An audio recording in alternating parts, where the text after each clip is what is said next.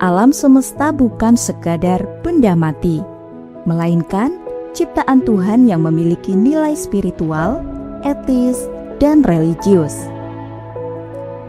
Setiap agama memandang alam sebagai tanda kebesaran Tuhan yang harus dipelajari dan dijaga.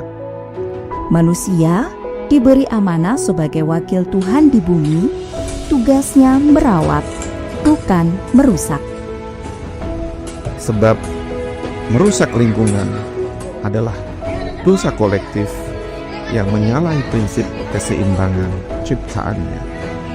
Intinya, merawat lingkungan bukan hanya soal etika sosial, tetapi juga ibadah, wujud nyata keimanan kita kepada Tuhan, Sang Pemilik alam semesta. Mari kita jaga lingkungan kita sebagai komitmen menjalankan tugas wakil Tuhan di muka bumi dengan nilai-nilai spiritual.